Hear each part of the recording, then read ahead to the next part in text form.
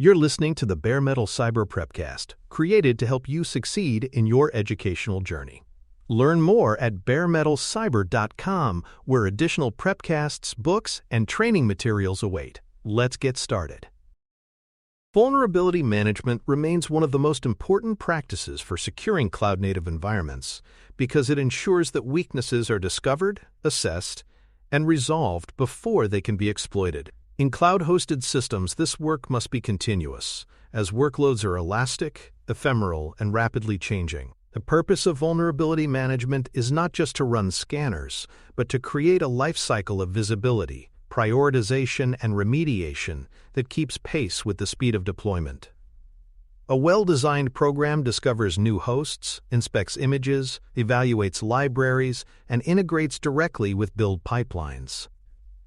It provides organizations with an accurate picture of their exposure and ensures that remediation happens in a timely, risk-driven fashion. Without it, cloud systems accumulate unpatched flaws that adversaries can weaponize. With it, environments become more resilient, maintaining both security and compliance in the face of constant change. At its core, vulnerability management is a life cycle that begins with identifying weaknesses, continues with analyzing and prioritizing them, and concludes with verified remediation. Unlike one-time audits, it is an ongoing process, embedded into daily operations. Discovery brings to light misconfigurations, outdated packages, or exploitable flaws. Prioritization evaluates which findings pose real risk, ensuring that attention is focused where it matters most. Remediation then addresses issues through patches, configuration changes, or compensating controls. This cycle repeats continuously, keeping infrastructure aligned with the latest intelligence and threats.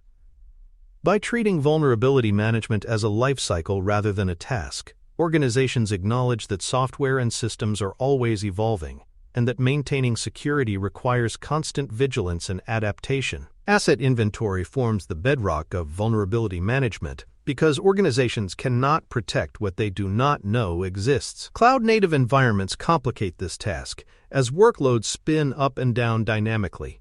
Effective inventories track hosts, container images, and services, enriched with metadata such as ownership, environment, and criticality.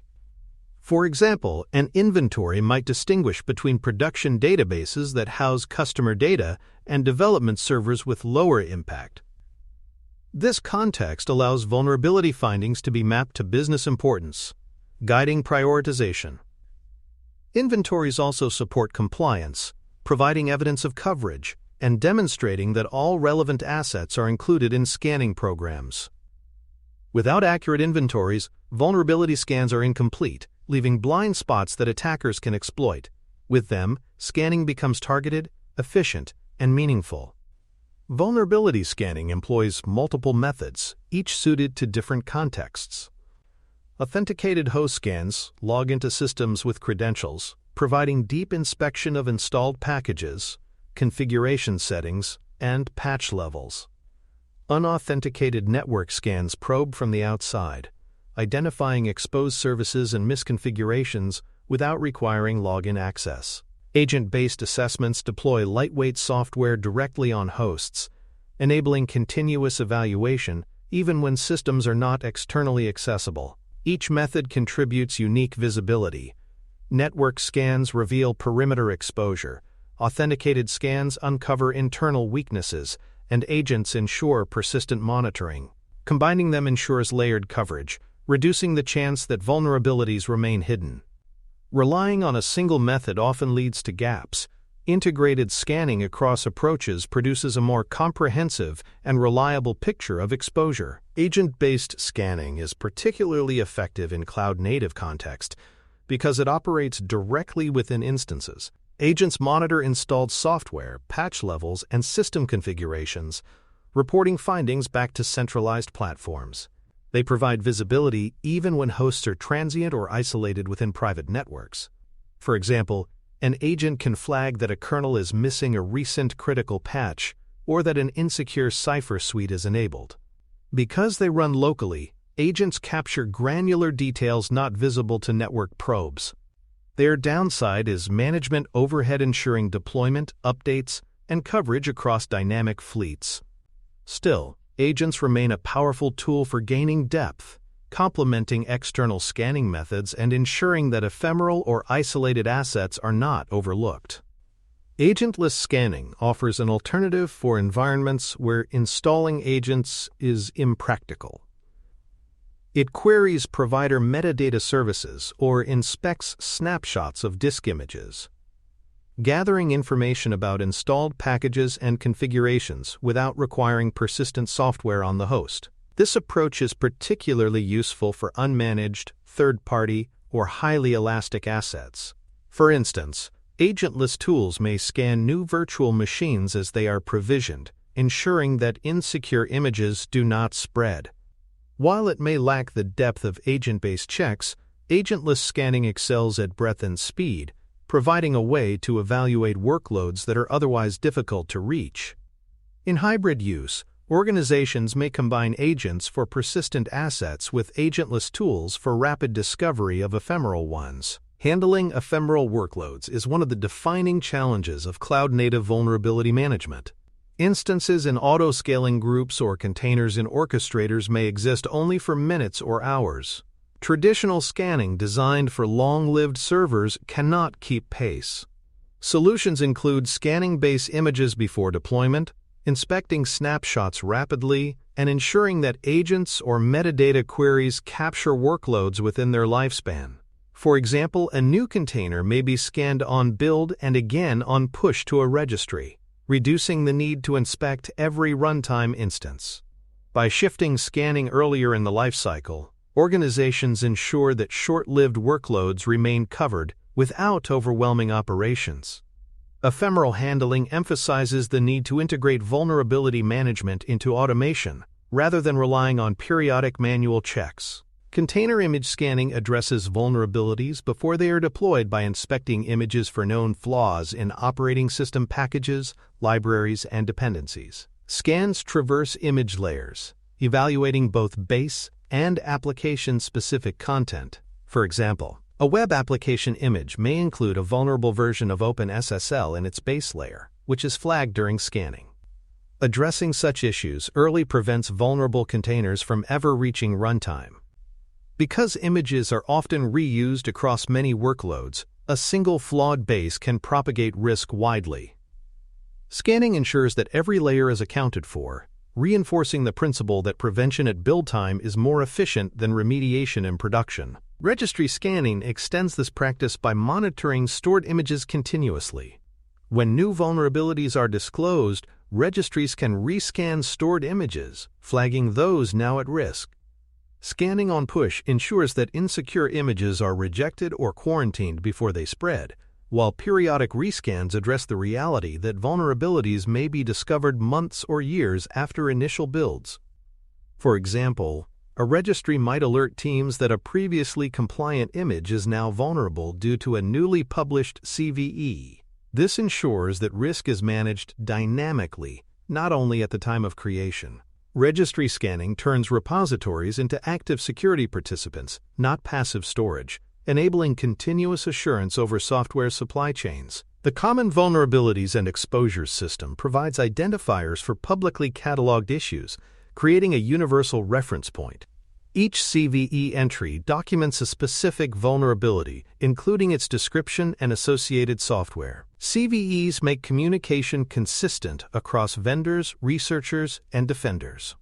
For example, CVE 2021442228 immediately signaled the critical Log4j flaw to the global community, enabling rapid coordination.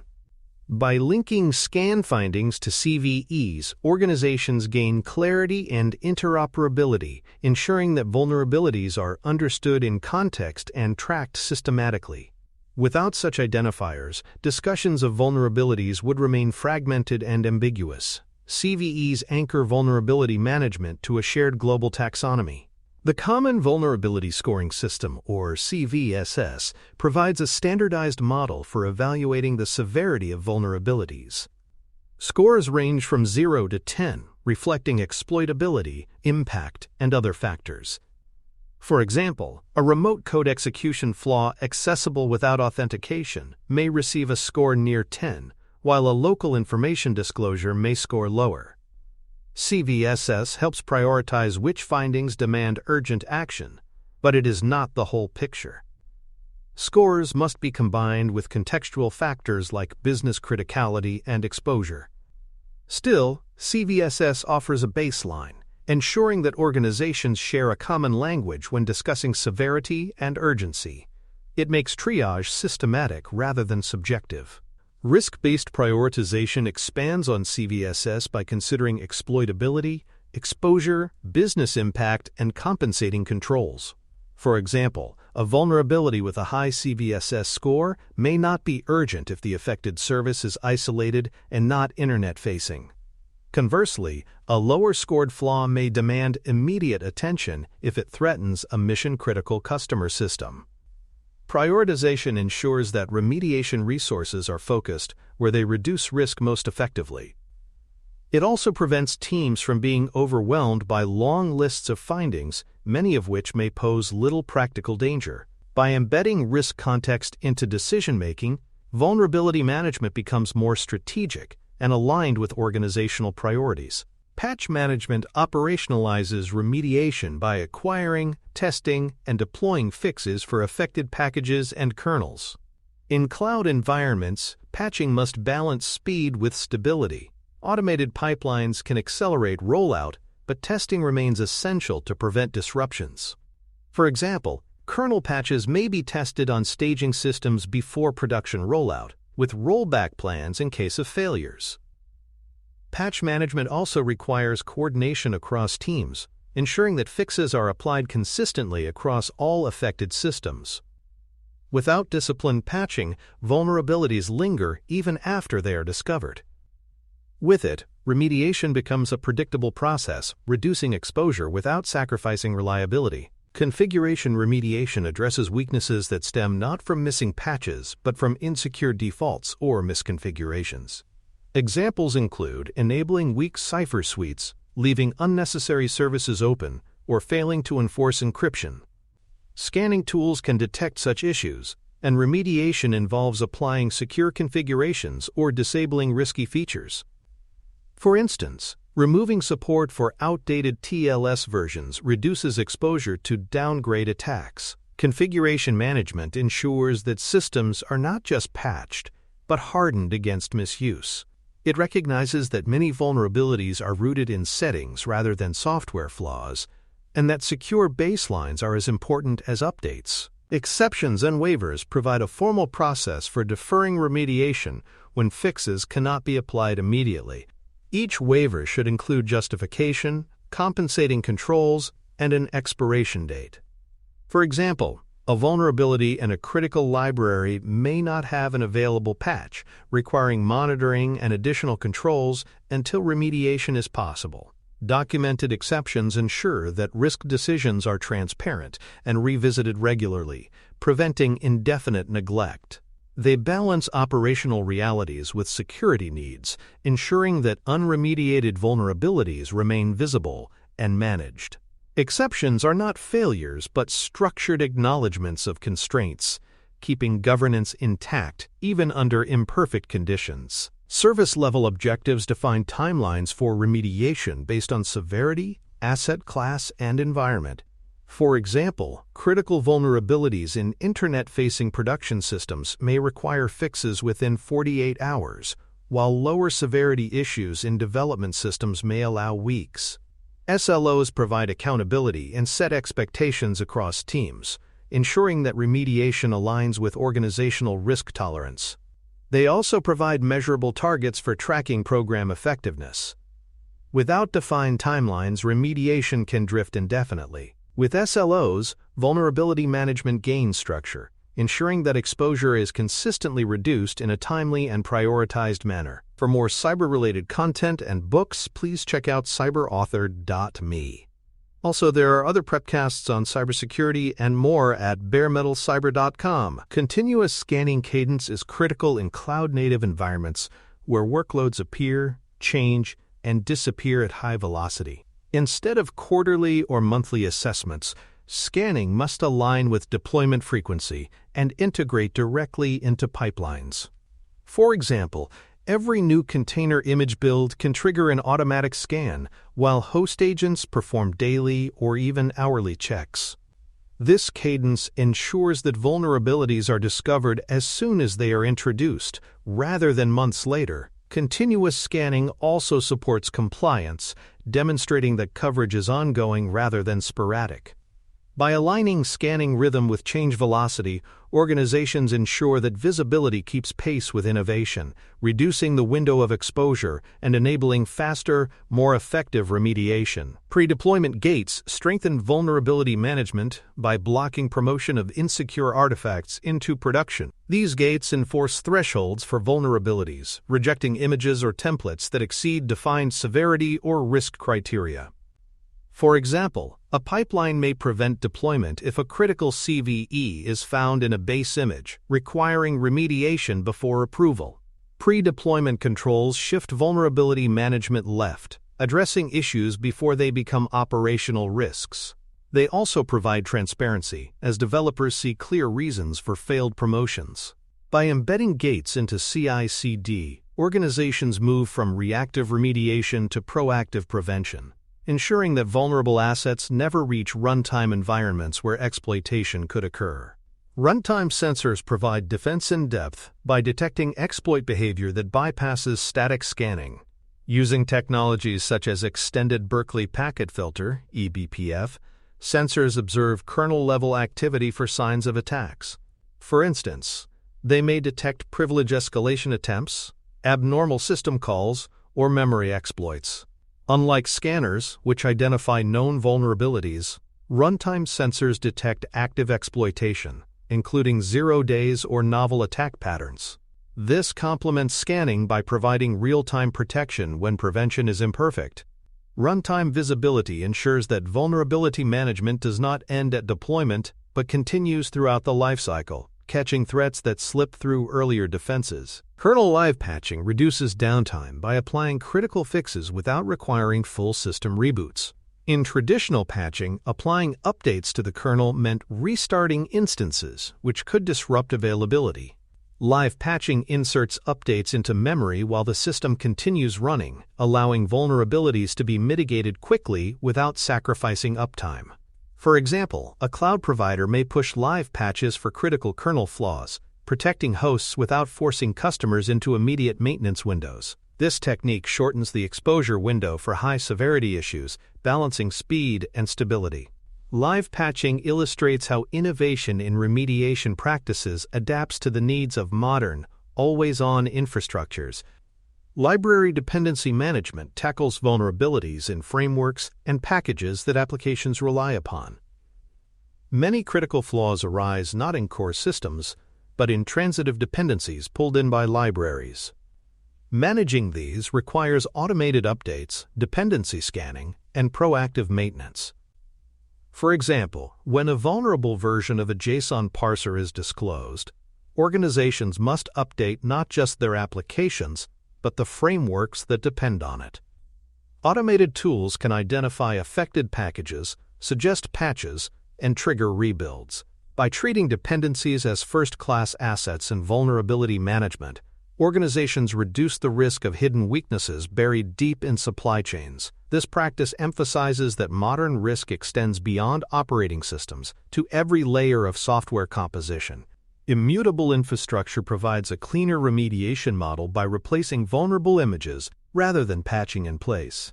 When a flaw is found, a new hardened image is built, tested, and redeployed, while the old one is retired. This eliminates configuration drift and ensures consistency across environments. For example, instead of manually updating running servers, organizations rebuild images with patched packages and redeploy them at scale. Immutable approaches reduce uncertainty, as every workload reflects the latest approved baseline.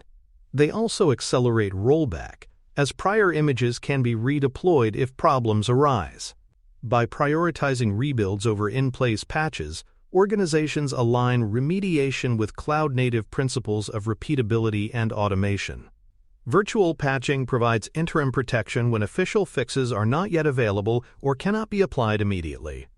Techniques include adding firewall rules, deploying web application firewall signatures, or tightening configurations to block exploit vectors. For example, a WAF may intercept malicious payloads targeting a vulnerable web library until the patch is applied. Virtual patching reduces exposure during the remediation gap, buying time for teams to implement permanent fixes safely. While not a substitute for actual patches, it is a valuable compensating control, demonstrating both responsiveness and resilience. By adopting virtual patching, organizations reduce the urgency-driven risks of rushing incomplete fixes into production. Threat intelligence enriches vulnerability findings by providing context about active exploits, ransomware trends, and adversary campaigns. A vulnerability may exist in theory but only become urgent when threat actors actively weaponize it. Integrating feeds from trusted intelligence providers helps prioritize remediation based on real-world exploitation. For example, a medium-severity flaw may leap to the top of the queue if intelligence reveals it is being used in ransomware campaigns. Threat intelligence bridges the gap between abstract severity scores and current adversarial activity, ensuring that remediation aligns with evolving risks. By grounding decisions in live intelligence, organizations prevent their programs from being driven solely by static scoring systems.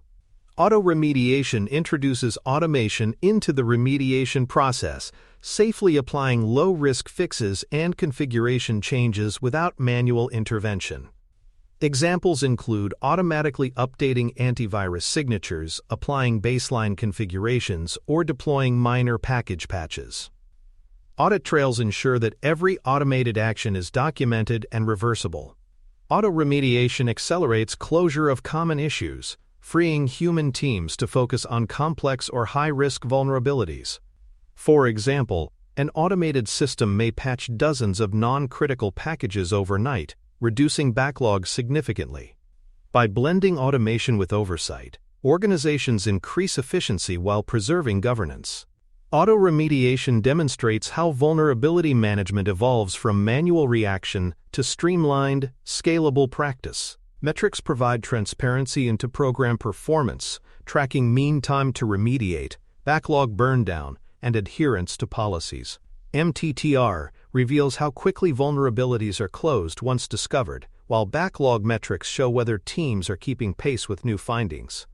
Trend analysis highlights improvement or decline over time. For example, if MTTR improves steadily while backlog grows, it may indicate capacity shortfalls rather than process flaws. Metrics create accountability and inform leadership about risk posture. Without them, vulnerability management becomes anecdotal. With them, it becomes measurable, comparable, and improvable. Metrics transform vulnerability management into a managed program, rather than a reactive scramble. Executive and risk reporting translates technical findings into business terms, summarizing exposure by service, severity, and trend.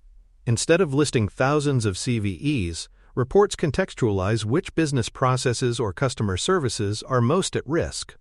For example, executives may see that a critical payment system has unpatched flaws with public exploits, requiring immediate resources. Risk reporting aligns remediation with business priorities, ensuring that decisions reflect both technical urgency and organizational impact. This translation also supports compliance, providing regulators with evidence that vulnerabilities are actively tracked and managed. Reporting ensures that vulnerability management receives the visibility and support it needs at the leadership level. Multi-cloud harmonization ensures consistency across diverse providers by standardizing scanners, data models, and policies. Each cloud may offer native tools, but relying solely on provider-specific approaches leads to fragmented visibility. Harmonization defines common processes and severity models, allowing findings to be compared and prioritized consistently. For example, a critical vulnerability in AWS must be assessed and tracked the same way as one in Azure or GCP. Harmonization also streamlines reporting, as metrics and compliance evidence become unified across environments. In a world where organizations often span multiple providers, harmonization prevents duplication and blind spots, ensuring that vulnerability management remains cohesive and defensible. Evidence packages compile the artifacts needed for audits and assurance. These include scan results, approvals for waivers, change records for patches, and validation tests confirming fixes. For example, an evidence package for PCI compliance might show that scans were run weekly, vulnerabilities were prioritized by severity, and remediation was verified through regression tests. Evidence demonstrates not only that scanning occurs but that vulnerabilities are addressed systematically and effectively. By automating evidence collection, organizations reduce audit burden and maintain readiness year-round. Evidence packages turn vulnerability management into a provable discipline, supporting both regulatory obligations and stakeholder trust. Anti-patterns highlight practices that undermine the value of vulnerability management. Scanning without remediation creates the illusion of progress but leaves exposure unchanged. Permanent exclusions, where findings are suppressed indefinitely, allow blind spots to persist. Stale agent coverage occurs when hosts lose scanning agents and drift out of visibility, leaving unmonitored vulnerabilities. These anti-patterns are tempting shortcuts but ultimately erode assurance. Recognizing and correcting them ensures that programs remain both effective and credible.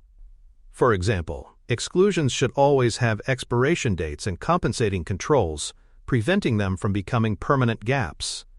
Avoiding anti-patterns ensures that scanning translates into real risk reduction rather than box-checking exercises. For exam purposes, vulnerability management emphasizes the integration of discovery, prioritization, and verified remediation in cloud-native models. Candidates should understand scanning methods: authenticated, unauthenticated, agent-based, and agentless, and how they apply to ephemeral workloads.